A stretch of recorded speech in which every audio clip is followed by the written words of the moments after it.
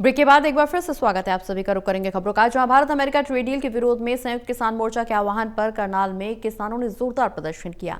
भारतीय किसान यूनियन के प्रदेश अध्यक्ष रत्नमान के नेतृत्व में बड़ी संख्या में किसान सड़कों पर उतरे।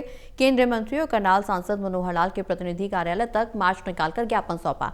किसानों ने इस दौरान ट्रेड डील के खिलाफ और छोटे व्यापारियों के हितों के खिलाफ इसे बताते हुए रद्द करने की मांग भी की। साथ ही दिल्ली के जंतर मंतर पर छात्रों पर हुए कथित लाठीचार्ज की भी निंदा करते हुए छात्रों के समर्थन में प्रस्ताव पारित किया।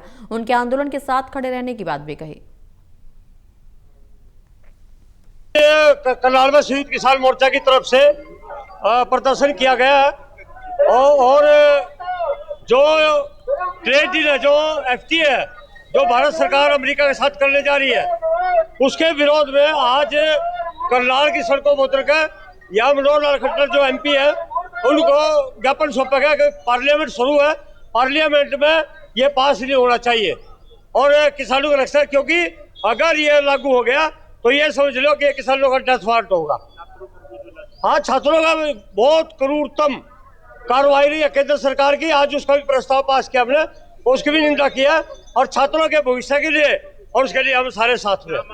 जो डील ना किसानों के हक में है, ना छोटे व्यापारियों के हक में है, किसी के भी हक में नहीं है और इंडिया जबरदस्ती उसको पता नहीं किस दबाव में अमेरिका के साथ डील करना चाहता है। तो हमारा उसको लेके सभी जो भाजपा के सांसद हैं, चाहे वो राज्यसभा के हैं चाहे वो लोकसभा के हैं, उनके यहाँ एक दिन का प्रोटेस्ट है। पहले धरना देके और बाद में उनको ज्ञापन देना है। वो तो आप सभी ने देखा है कि वो धक्काशाही है, तानाशाही है।